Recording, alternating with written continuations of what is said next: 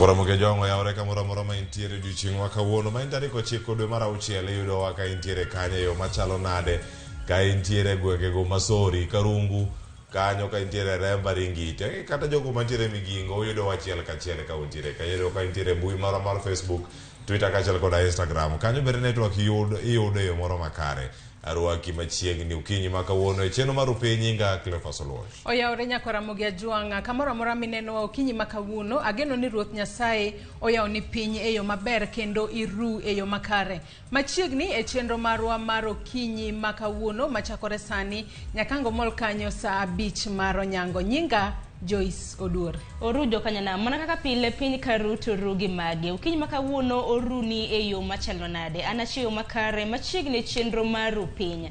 Chenro machakre sani nyaka saa 5 mar onyango. Bed kodwa chakre chakruok nyaka giko mar chenro makama. Luonga ni Sharon Ong'ao. Sharon Ong'ao. Luonga kamano. Iwacho ni waluongi ni Sharon Ong'ao pile waluongi gana. Donga paro negi. Kata kama ni chiyo nade Sharon. Achiyo maber. Mak manain. Amba chiyo maber. Ruoth orito wa kendo miyo wange manona. Mano ber. Cleophas to in? Ambe achiyo makare. Ogo Nyasaye erokamano. Omich mar ngima. Duto wagone Nyasaye erokamano. Mano ber ahinya. Sharon indi chiyo na. Amba chiyo maber. Polo mor. Mathoth ang'eni timore odiochieng' makawuono. Aneno gazet kata mana thuond wach maneno mokwongo. Aneno ka od bura maduong' pacho kae odiochieng' makawuono gidhi bedo gi romo mogik. Inyalo wach ni en romo mogik mar od bura mar 12 e nyim yiero maduong' mabiro. Makoro nyiso ni mana kaponi nitiere romo makende ema spika mar od bura biro luongo.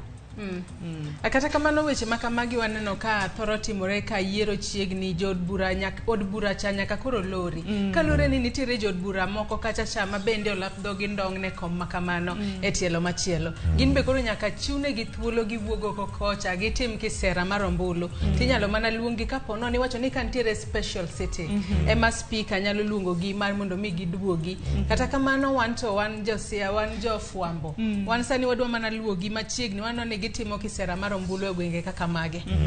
E gigo te gin mana rango ni thuolo mane nikech gin gi ratiro margi maruo kendo maga manyo ombulu e kindegi moko kuom gi dhi dok e od bura moko kuom gi ok dhi do thuolo mar dok nikech mano te kontiere lwet japiny odiochieng' makawuono nyaka chieng' makoro jochomo ombulu ka iloro od bura no mano wacho ni 12th parliament ka koro iloro odiochieng' makawuono yanga gima nyaka wapar ni mano dwe mar 8 mano tarik 31 higa mar 2017 mano bang' yiero ema ne od bura makama ochako tich ayanga gi jotelo masani nitiere kanyo nitie jogo mano chopo kanyo e tielo mokwongo ne ok oyudo tieko mag duond buchegi kendo ok gidhi dok laro komoro amora manyiso ni margi norumo mana kamano mana tam margi mokwongo to en gimoro ma bende wageno ni wakelo kanyo weche manyien mag ang'ichwelo kod oimore odhiambo makawuono mondo ang'e ni gilore yo machalo nade ka koro speaker mano mar od bura mano JB Muturi kaachiel kod jogo bende mantiere senate kan gi ngaza Ken Lusaka ma bende speaker nogo dhi laro komno mar governor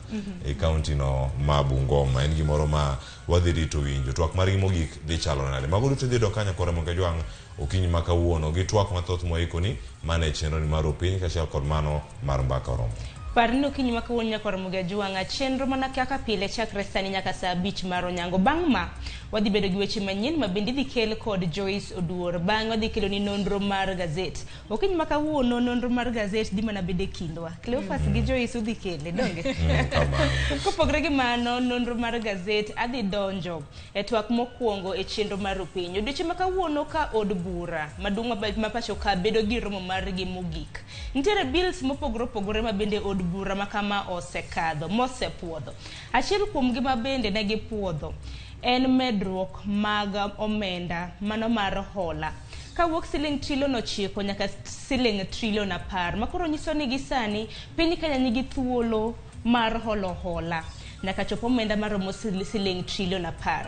Adhi bedo gi jalony molonyo weche mag ohala mabende wadhi godo mbaka kaluwore gi thuond wach makama ikete mana e TV mar Ramogi chakre sa 1 nyaka sa 2 mar okinyi. Bang'e wadhi bedo gi chenro mar poko pogore mana kaka pile kete mana e TV mar Ramogi chakre sa 2 nyaka sa 3 okinyi ma kawuono idhi ne kit pok mabende adhi keloni. Bang'e wadonjo e kidieny mar mbaka oromo. To imbaka no nyako Ramogi Ajuang odiochieng' ma kawuono kaka wasebedo ka waneno e kor gwenge ma pacho kae masiche mag apaya osebedo ka medore ahinya aka migawo mochung'ne kata duol mochung'ne wuodhego ma kata neno ni wuodhe mag apaya obedo makare mano NTSA nyaka sani giwacho ni nitiere medruok mar atamalo 9.3 mag masiche mag apaya matimore e pacho ka. Mane momiyo okinyi ma kawuono e chenro mar mbaka oromo mabende wabiro chwalo nyaka e counties kama intiere wadwa mana temo ni ang'o makelo masiche mag apaya, ere kaka inyalo geng'gi, to ng'ama onego bed ni seyo kata ng'ama inyalo se kuom medruok mag masiche mag apaya. Ibedo kodwa e twak machalo kamae kaluwore ni masiche mag apaya osekawo ngima ji mathoth ahinya chakre kata kwang'iyo ang'iya e higa ni chakre dwe mar 1 nyaka sani wantiere dwe mar 6 kwan ji mathoth osewito ngimagi kaluwore kod masiche mag apaya. Mane twak mabende wabiro bedo godo kod jolonya e sectors mopogore opogore mar tiego jopiny gigo monego bed ni ging'eyo mar geng'o masiche mag apaya. Weche makamagi chako mana chwalonwa ote mari, ote mabende wabiro somo kata penjo moro amora ma intiere godo ichwalonwa kendo wabiro somo ka wadhi mbele kod twak marwa odiochieng' ma kawuono. Nyako Ramogi Ajuang kapod e mbaka no mar mbaka oromo wadhi chwale nyaka counties mondo reporters wa mantiere gwenge omed kono waler kata pachi mantiere kanyo gidhi chopo e station me kumopogore stage magu maga nyamburu koko chopo kanyo ka in dereva ka in conductor ka in jawuoth konwa ni ting' mari en mane motelo ne mano chal mar fwambo dhi biro kama dhi noni gigo matimore e piny Kenya matimore e gwenge wa bende jofwambo wadhi kono wa gigo magiluwo kachiel kod gigo manotimore odiochieng' manyoro mabende wadhi kelo ni kawuono e weche manyien mag migago kagi kacha owimore ang'ich welo duto mane Ramogi TV ichako mana kono wane nyaka sani weche gi yudo gi yo machalo nade wach mane matuche gweng' ma intiere SMS line marwa en 3 yoronwa wach makamano to wabiro some mana kae kendo wabiro mana iko jofwambo mondo chopiri kanyo mondo chok weche manyien ma ibiro bedo ka intiere go kae to warango weche matimore e pinje maoko ginya bedo mag tuke kata mag loch kata mag siasa mantiere kuonde ma opogore opogore tuti kod Ramogi TV live kama wantiere sani Facebook marwa Twitter kachiel kod Instagram yudo wakanyo at Ramogi TV KE kai tuti kod bende at @cleversolwatch mane Facebook Twitter Instagram gi TikTok gi kama chielo mabende mabiro loso odiochieng' mabiro ikete mane Ramogi TV mana manya ko Ramogi Ajuang apar ni sami oronwa ote nyiswa kami neno wae penjo mabende ibiro bedo godo kaluwore gi thuod wach ariyo mane chenro mar rupeny gi mbaka oromo bende chwalo twak makamano koko kamano abetu record mbui magaduto te Yuda Sharon Ong'aw mana kamano nyako Ramogi Ajuang bed kodwa nyakangwa chop e giko mara chenro ni ka an bende inyalo tudri koda e Facebook page mara ma Joyce Oduor Twitter handle @JoyceOduor_ machiegni nikech ma en rupeny.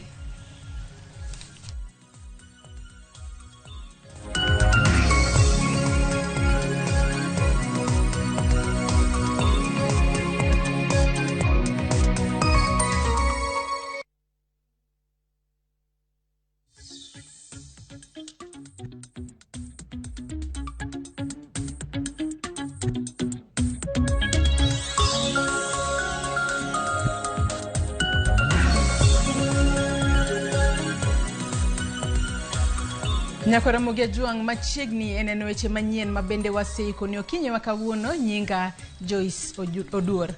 Jumachiel kende bang' kweth jonjore monjo gwenge mag Tot e kaunti ma Elgeyo Marakwet migawo mar arita koro omedo chwako wach marapedha e gwenge ma Baringo, Elgeyo Marakwet kod West Pokot. Monj matot nyocha oweyo nyithindo 3 kowito ngimagi kasani koro jatend migawo mar arita kwe Fred Matiang'i oyango ni lokruok mar arieya idhi tim ne obila matimo paresen mag gwengego. Matiang'i ne otimo limbe e gwengego ka en kanyakla kod ogai mar obila Hirali Mtiambai. Matiang'i wacho ni lokruok ma itimo ne tendo obila makono gi obila mag arita en mar neno ni joreno otiek chutha. Baringo osebedo kod midhiero mag monja machwe. and the residents of this place, I have even told the elders I met here, it is going to be a painful experience. I cannot lie to anybody. It's going to be a painful experience. But we are going to go after these people with maximum fire and maximum force, because that is the only option left for us. We have taken a range of decisions. Some of them include replacement of the team leaders that we have here, and we are bringing in fresh team leaders. We have put the chiefs in Tiati particularly on notice because of some measure of complicity on the part of some of our administrators. I will not lie about this. Some of our administrators clearly are guilty of dereliction of duty. Kwan oganda mawito ngimagi e masira mag apaya e pachoka omedore kod atamalo 9.3 ka jokanyo e sekta mar yore mag wuoth ma pachoka to koro dwaro mondo orid chike matayo ji matiyo kod nderni. Simfros Okinda nigi lerno. Kuyo kod rem pod okwako familia mathoth kaluwore gi masira mag apaya majuko oganda e Piny ma pachoka. Tinende ni kwan ji mawito ngimagi osebedo ka medore. E masira manyocha ji 7 nowito ngimagi bang' nyamburko matin tuomore kod lori e gweng' ma Kwa Asali manie apaya mawuok Thika kadhi Garissa. Mae timore mana bang' ndalo manok bang' ka matatu mar jowuoth 11 nyocha otuomore gi lori kendo kelo tho mar ji 7 e apaya mawuok Narok kochomo Kisii. Duol matayo wuodhe makare mag apaya NTSA yango ni ji makwan gi ok tin ni 3,000 tho higa ka higa e masira mag apaya. Nonro no mar NTSA yango ni e kinde tarik 1 dwe mar 1 kod tarik 3 dwe ni thoe mikelo kod masiche mag wang' apeyni osemedore kod atamalo 9.3 ma en ji 1,968 kipimo kod kwan jok mane tho e higa mokalo sama chal kama mane gin ji 1,800. E lipodno kwan jok mang'eny mane tho notelie kod jogo mawuotho gi tiendgi ma gin 699, kiluwogi kod joriemb apiko ma gin 545, kaeto jowuoth gin 322, joma iting'o kod apiko gin 192, joriembo mosewito ngimagi gin 181, ka joriemb ndigni gin 29. Apisa matayo chenro mag wuodhe makare ka NTSA Samuel Musumba okoni kwan atamalo maduong' mag masiche mag apaya timore kaluwore ni jogo matiyo gi apaya jwang'o chike moketi ne tayo yore wuoth. Angalia asilimia kubwa sana, zaidi ya asilimia 90 yatokana na tabia zetu sisi wenyewe watumizi wa barabara tu.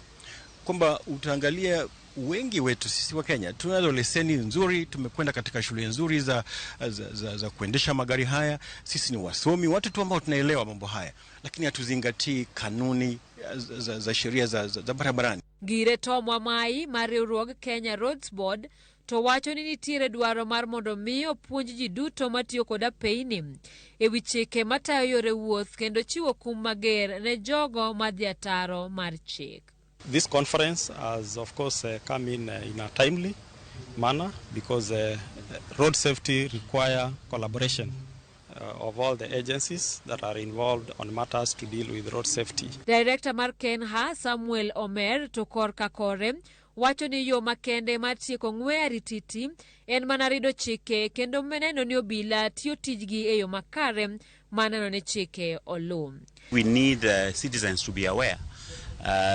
Anyone who is driving dangerous, I think there needs to be a way of reporting that person so that follow-up can be done. But I think the police are doing a good job.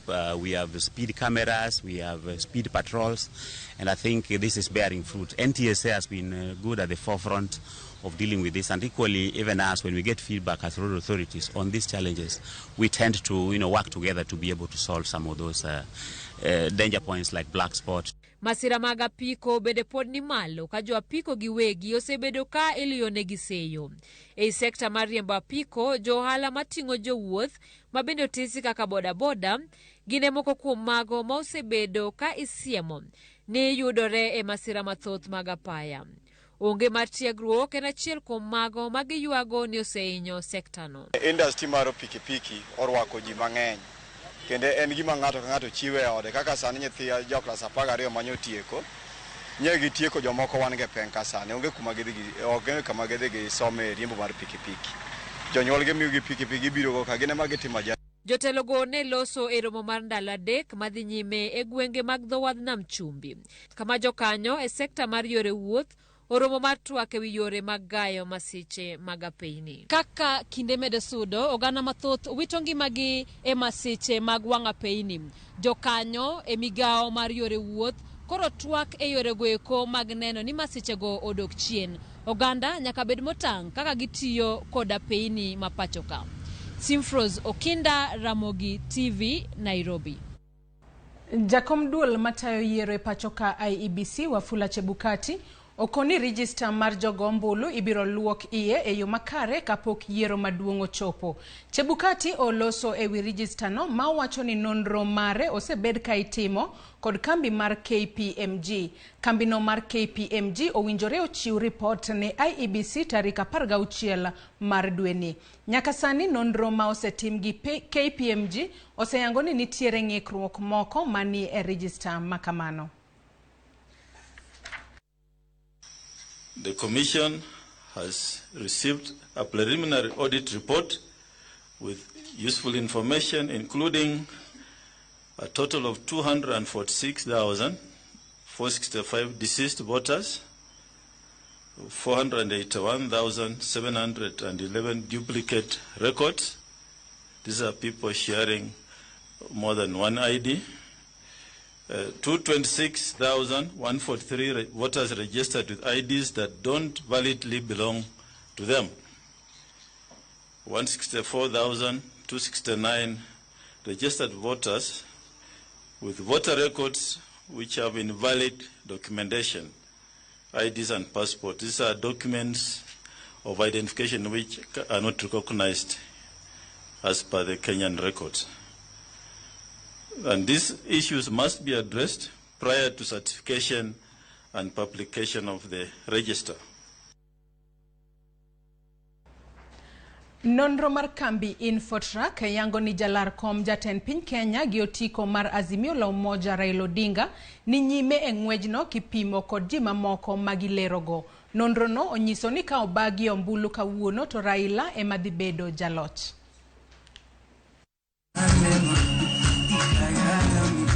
Poni yiero ne otim kawuono. Jalar kom ten piny Kenya gotiko mar Azimio la Umoja One Kenya Raila Odinga deyudo loch.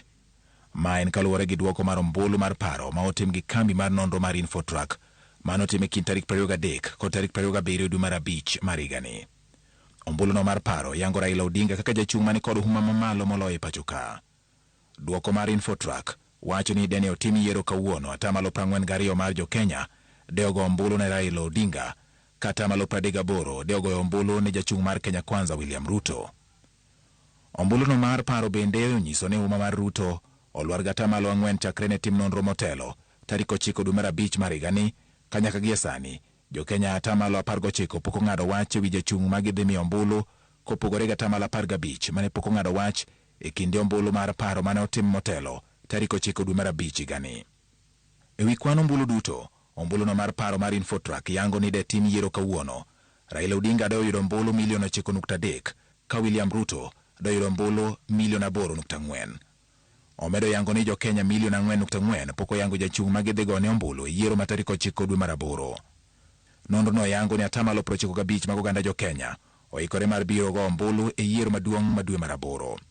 Kaluwore kod ombulu no mar paro, humb Raila Odinga okwako counties 37 e kind counties 47 ka humb Ruto okwako counties 34. Raila ni kod huma mamalo e gwenge mag Nairobi, Nyanza, Imbo kod kadho wadh nam chumbi. Karuto humbe ni malo e gwenge mag Hoho mar Okak kod Masawa mapachoka. Nonro no yango ni piem mapek nyalo bedo e kind Raila gi Ruto e gwenge mag Nyandwat kod ugwe mar Kenya. Ewi huma mar duond buch siasa, nonro no yango UDA kaka mano mani kod huma mamalo gi atamalo 35 kata malo 34 nyiso ni gin jokanyo matuklu mag ODM. Duond bura mar Jubilee ni e namba 3 gi atamalo 4 ka jo Kenya atamalo 18 ok sir duond bura moramora. Jo Kenya wacho ni jochung' malaro kom jatend piny owinjore okony e duoko piny ngima masani koro tek tweta e pachoka. Atamalo 53 mane ogolo pachgi ywak ne idho mar nengo mwandu. Katamalo 49 ywago yore mag wuoth koda peyni maricho. Atamalo 44 ywago onge mar tich. Atamalo 40 ywago nok mar pi, kama moko atamalo 23 to konigi kalo e peke yudo thieth e pacho ka. Kaluwore gi kambino mar Infotrack, ne gikawo pach jo-Kenya 9,000 kowuok e kauntis 47 duto ma pacho ka kokalo e yor simu e lony manyasani. Piny owacho ochako ayanga chenro mar keto arita makare mar tiyo kod mbui e pachoka. Chenro no notelne kod jatenda arita kwe Fred Matiang'i ma osingo keto maino e kedo kod rochruok mar arita e kor mbui kendo neno ni yore go mag tudruok manyasani otigo e yo makare gi oganda e ndalo yiero. Kaka Lydia Okeyo lero, jatend migawo mar arita kwe Fred Matiang'i osingo ni piny owacho onge kod paro mora mora mar rocho duoko mar yiero maduong'. Mana dweche ariyo kende to piny Kenya dhi yiero ma dwe mar 8. Piny owacho kokalo kuom migawo mar arita kwe kod mano mar obila ochaka yanga chenro mabiro neno ni oganda jo Kenya otiyo kod mbui nyao tule pacho ka e kinde mag yiero. The cyberspace is where all action is going to be, all meaningful action. As governments, as private sector players, all of us have invested heavily in the cyberspace. And we probably have no option. As long as we live and as long as we transact, the bulk of our businesses and the bulk of our activities are going to operate and ride on the cyberspace. Kano webo ma Naivasha, kama no chake ayanga chenro no, Matiang'i no wacho ni piny owacho singo ni okobiro chora tich oganda mar bedo thuolo kendo ogolo pachgi e weche mopogore opogore kaluwore gi chike ma pachuka. Kendo gibi kelo chochni mora mora e tudruok e yor mbui ndalo yiero midendo ni internet. We are a democratic environment. Kenyans chose democracy and we gave it to ourselves through our constitution. The government is not going to act otherwise. We will respect freedoms in the hope that as we respect the freedoms of others, those who would like to exercise their freedoms in expression, in association, in supporting their preferred candidates and individuals will do so while taking into consideration the welfare of the whole. Mabiro ndalo machuok kende bang' kweth mar Kenya Kwanza chwalo ywak margi kaluwore gi luoro magisebedogo ka giwacho ni jotij piny owacho moko chano tiyo marach gi apisi mondo mi giro chenrono mayiero. Kata kamano, jatend arita kwe Dr. Fred Matiang'i okwero mokalo weche mosebedo kiwacho gi kwethno mar Kenya Kwanza komedo ni kato bedo ni oganda ni kod ratiro matiyo kod mbui e pacho ka ok ginyal ndiso bet ka ging'iyo mana gi wang'gi ka jomoko rocho ratich oganda moko e mbui. In the development of this cybersecurity strategy, we are looking for a way of ensuring that we exploit our potential to the full without hurting any of our businesses or hurting each other. How great would it be if we were able to go to the farthest extent that our imagination and innovation can take us while we preserve our national unity, while we preserve the integrity of our economic transactions, while we preserve the integrity of our businesses and our trade, and while we protect our people as we move forward. Matiang'i bende nowacho ni njore mag mbui en achiel kuom gigo mosebedo badho maduong' e piny mangima ka koro singo keto chenro makare mar kedo kod njore nyaka ya PC mag obila ma pachoka kendo oduoko chien fuong'o weche mag athuye mochichgo ni nyalo nyayo tulo e pachoka. For those of us in the security sector, like my colleague and my brother, the Inspector General of Police, the cyberspace remains the present and the future nightmare because this is where very sophisticated and dynamic crime is going to occur. And this is the space where, as I said, creating a very sustainable infrastructure for policing is difficult, not just to our government, but to government around the world. We are very committed to continue collaborating with all the stakeholders to secure the cyberspace. And we appreciate this spirit of multi-agency. We can't do it alone. We'll only succeed as a team. Lydia Okeyo, Ramogi TV. Jatend Kenya Kwanza William Ruto nyoro ne ochopo e kaunti ma Mandera e chenro mar seto ombulu. Ruto bedo gi romono gi jopiny makono e wi weche mag uchumi ka jalupne Rigathi Gachagua to ne otimo limbe Meru. Jafombo marwa Walter Nyambaga miyowa mathoth. Ogai mar Kenya Kwanza William Ruto ne otimo limbe mar seto ombulu e kaunti ma Mandera.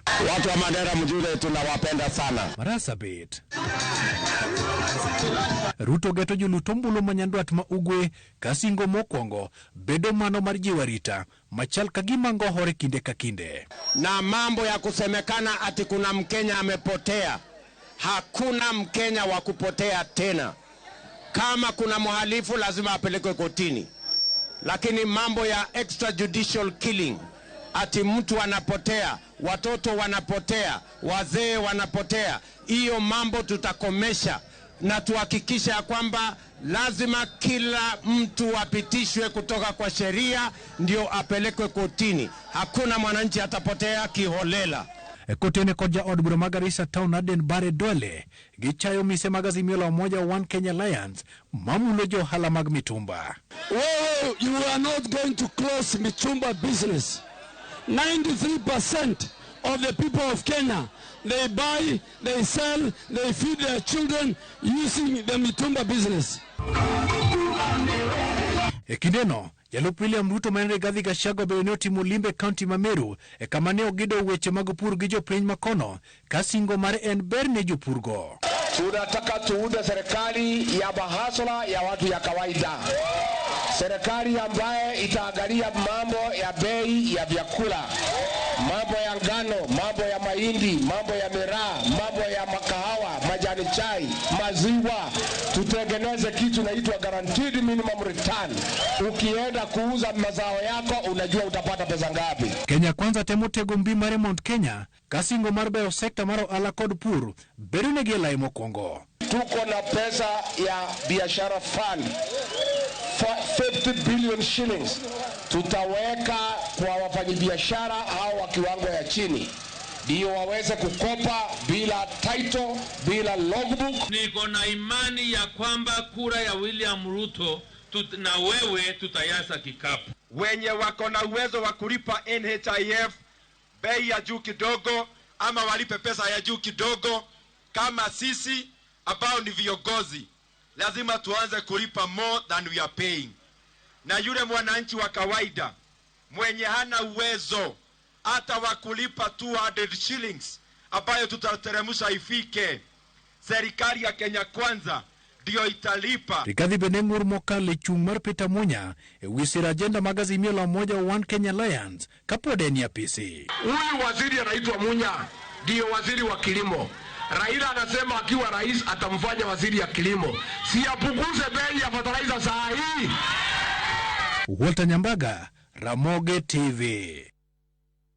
Komiti mar campaign mar Kenya Kwanza e gwenge mag Nyanza bende ochako chenro mar timo campaign ne jalup jatenda Piny William Ruto eneno ni oyudo loch e yiero madwe maraboro.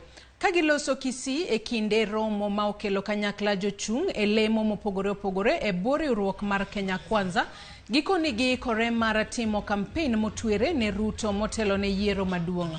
Romono manyo tele kod Josephat Nanok kendo yuore gi gavana ma Migori Okoth Obado kod jokanyo mamoko mag Kenya Kwanza ma Nyanza mangima wacho ni gichiwore mar neno ni Ruto oyudo mbulu ma ok tin ne milion 1 e gwenge ma Nyanza. And the campaigners, you are going to be critical in this election because you want the bottom up that benefits our people to be delivered by the next government. If we all believe William Ruto will deliver that, then we have a responsibility. Out of the 2.6 billion voters in Nyanza region, we have a responsibility to mobilize at least 1 million voters. We are talking about realistic things that are meant to empower wananchi. When we talk about the bottom-up approach, it is a very, very realistic thing. Na hata hao wengine saa zingine wanajaribu kuongea hiyo maneno ya bottom up, lakini wanaogopa kusema, because the public will tell them that kwa nini saa zingine mnapinga hii na nyinyi pia mnafikiria the same. Opinion polls hazitapiga kura. Kura inapigwa na wewe mwananchi wa Nyanza. Wewe Nyanza wewe, tutageuza. Ya pili, wanaotutusi kwamba sisi tunatembea na kufanya kazi ya mitumba, ngoja niwatangazie hivi, itabidi mugeuze Kenya nzima, kwa sababu mnapanga na kuzungumza mambo ya mitumba, lakini unapanda hiyo gari ya mtumba ukienda kwako. Biashara ya bodaboda ni biashara, biashara ya kuuza mboga ni biashara.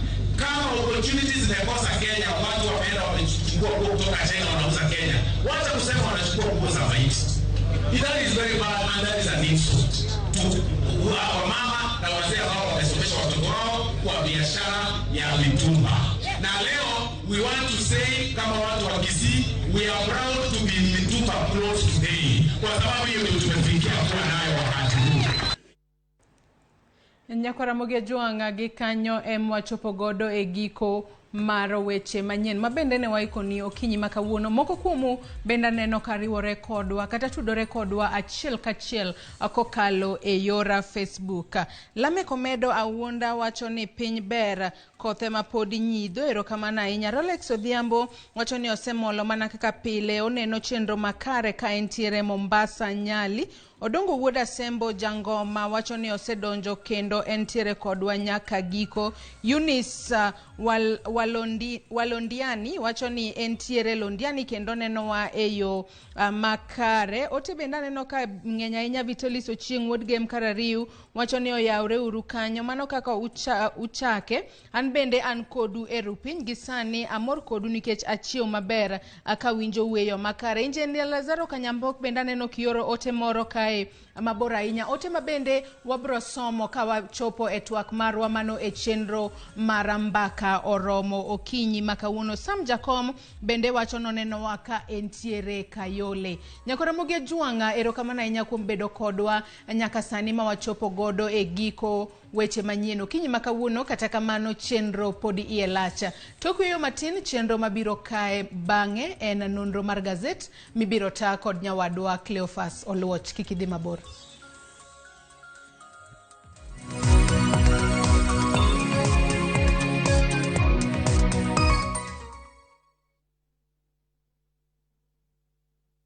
Making and receiving payments has never been this easy. Introducing ViewPay Cashless. Unaweza collect fare bila hassle ukitumia ViewPay Cashless till number or taking a boda. ViewPay Cashless itakusort. Tembelea ViewPay Cashless agent karibu nawe to withdraw. Dial *236# today to start using ViewPay Cashless.